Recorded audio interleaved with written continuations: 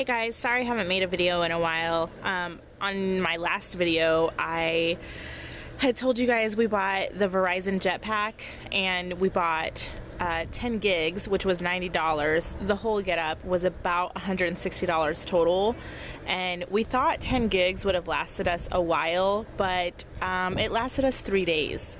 I'm not even joking. And we just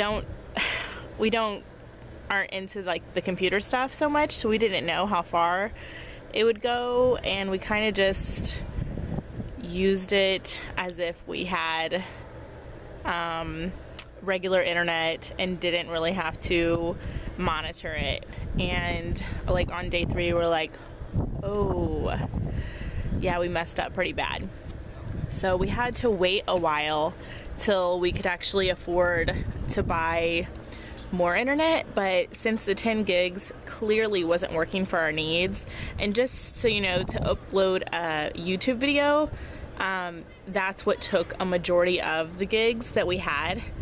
So we needed more, and we took the advice that one of you guys left on our videos, and we just bought unlimited. So now we have unlimited. We bought it off eBay, and it's basically like renting your internet from this person, because I think that they are grandfathered in to the unlimited whatever they have. So they sent us a new SIM card for our Jetpack, and it's unlimited, and so we just pay this guy every month and we get our service. Anyways, it's been working out really well for us, and we can take it anywhere. We can take it in the vehicle with us and stuff, so we don't even need internet on our phone. We just need Wi-Fi. So it's been working out really well. We've just got it, and we've been testing it out, and it works great. So it is pretty expensive. The average cost of it on eBay is going to run you about $150. You could probably look and find lower ones, but like I said, it's basically like renting from people off eBay. And you have to pay every month. It isn't a pay-as-you-go, like you can pay 1 month and not need it the next couple months and then get it again. You have to pay every single month. So good news is that we will have reliable internet from here on out for however long. But the bad news is that we have to crunch our budget even more because it's pretty expensive. So on that note, we've had battery issues.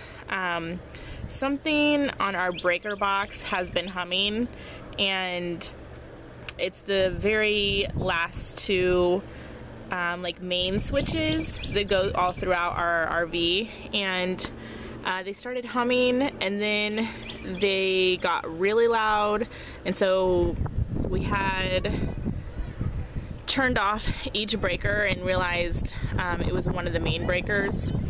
I don't even know if I'm saying that right. Let me just show you guys real fast. But since I'm out here, I'll show you that we ended up taking this is to our refrigerator, and hooking it up directly to the pedestal. And we also did the same for, there's 2 orange extension cords, one's to our fridge and the other one's to our TV if we choose to watch it. And that's because those breakers that we shut off go to those outlets, except for the fridge. The fridge was on the whole time, but our battery was dead. We did not know that our battery had died until we shut off those breakers. So I don't know if any of you guys know this. Actually, I'm sure a majority of you guys know this. This is our awesome Walmart RV battery, deep cycle.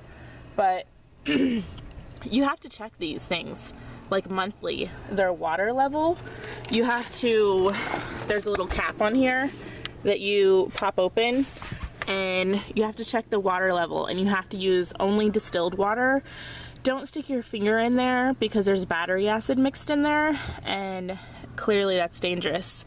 Our battery was completely dead, and we ended up taking it to, or we put water in it because we realized it didn't have any water and we hadn't checked it in about 8 months, which is horrible. I know. We honestly did not have education on an upkeep of a battery. I had no idea that you had to check it, check the water levels.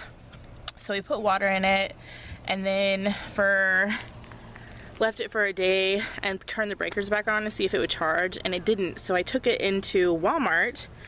They checked it and said that it was good, it just needed a charge, but the charger was broke. So I took it to AutoZone, and AutoZone is usually a place where I really trust the workers because they're far more educated than Walmart employees in that area. And I left my battery with them and they gave me an approximation of 2 hours. So granted, this is like already an hour and a half from where I live. So I took the battery and I left it there and I went grocery shopping and then came back. And the employees said that they put it on the wrong charge, so it didn't charge at all and they needed another hour. So I was really unhappy about that. More so than I usually am, because I usually let a lot of things slide, but this day my husband was not feeling well and I needed to get home, and I was already upset that I had been gone almost 3 hours from the house. So I just was like, give me the battery back and I'll just go buy a new one. But all of the employees there was like 4 or 5 of them, just really seemed like they did not know. That's Derek behind me. It just seemed like they did not know what they were doing, and I was really upset. They brought my battery back out, and there was battery acid all over the battery, like spilled out of it.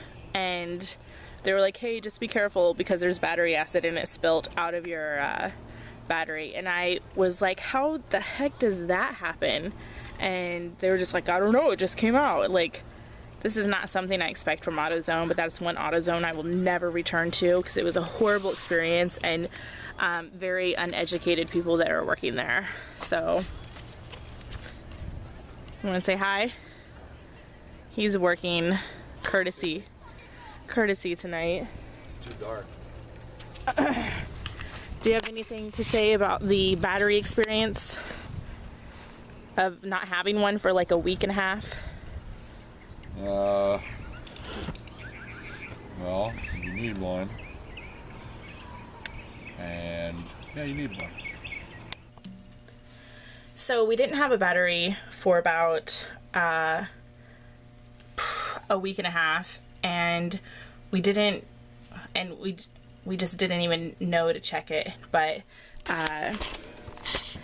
this is our breaker box, and these are the 2 breakers that have been causing issues, and they just say general. They're both general.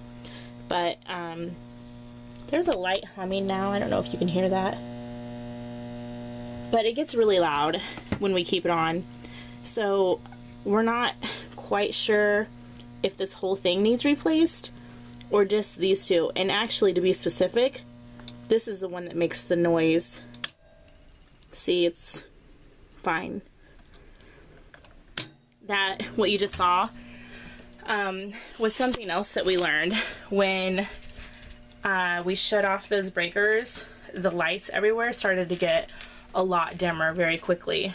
And the food in our fridge the stuff in the freezer started to melt, and the stuff in our refrigerator wasn't that cold.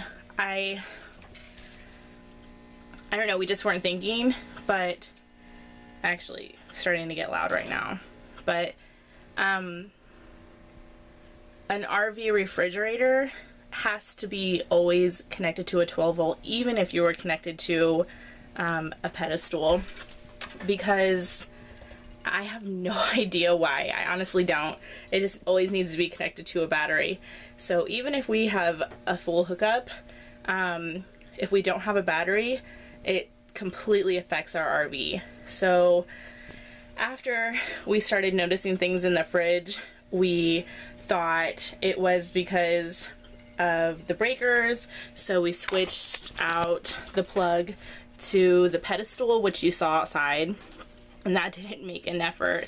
Eventually, a process of elimination, we realized that it was our battery. So the really crappy thing is that we live with so many very experienced RV'ers here at this park, and my husband works on the maintenance team, and they are very knowledgeable men, and we've become friends with them, but it's in the rules, and they enforce it, that you're not allowed to help other RV'ers or other campers at all on their RV.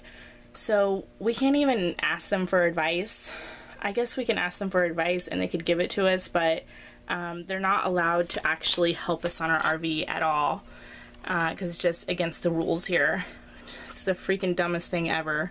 So we're kind of just on our own on this, although someone did explain to my husband how to put the distilled water in there and how to check it, and that we should check it every month. And that was his boss, but his boss is not the rule maker who enforces that rule of not helping other campers. I think it's the managers or the owner who made that rule. Anyways, I'm not sure if it's the whole breaker box that needs replaced or like an actual transformer, and I'm not even sure if transformer is the proper terminology for that. If we could just replace this last one, that would make our life easier, but I'm not quite sure if that's possible or if we just need a whole new one. Anyways, that's what we've been dealing with the internet and the battery thing. But on a different note, we have talked a lot about selling this camper and getting a new one. So one with 2 rooms, because we're just, I don't know, Derek's going to be starting working at Amazon again in August or September, and him having his own actual space away from the kids in a place where we don't always go in would benefit him tremendously, and just him working when he's really tired, be able to sleep and shut the door and not have to worry about us. So he did sleep in the boys' room last year when he worked at Amazon, but the bathroom's connected to it, so they were constantly in and out of there anyways, so it really didn't help.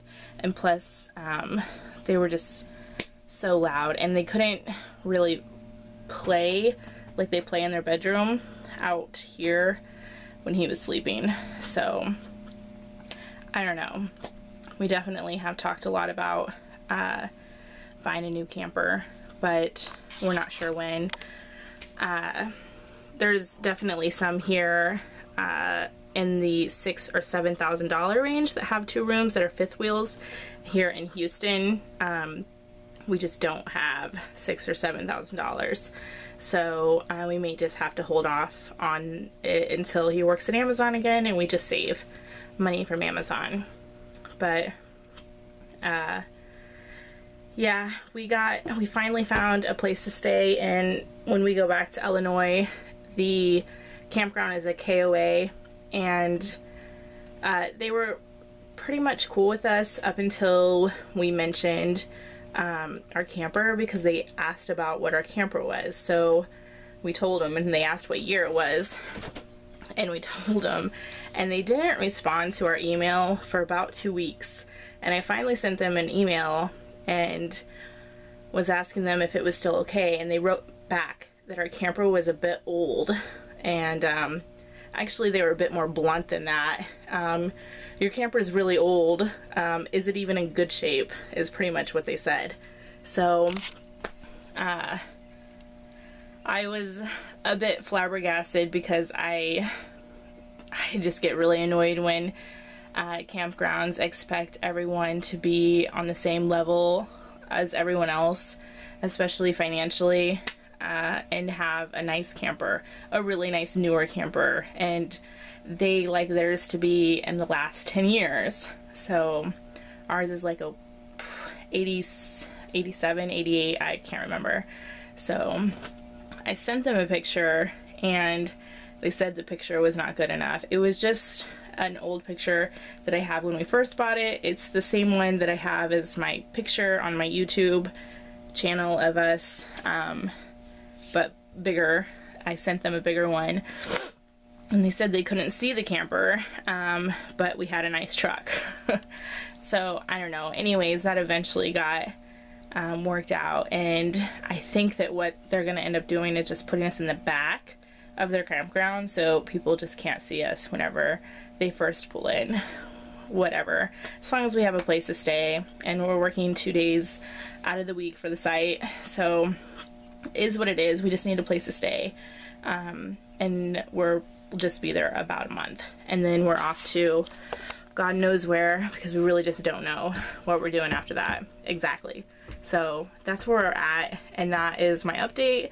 And I promise, since we have unlimited internet, to update a lot more often and to show you the campground, because it's really busy this weekend. But I hear Easter weekend is one of the busiest times here, so I'll probably shoot a video then so you know how crazy it is around here, because it has gotten crazy. So anyways, thank you guys for watching, and I apologize for not updating in weeks.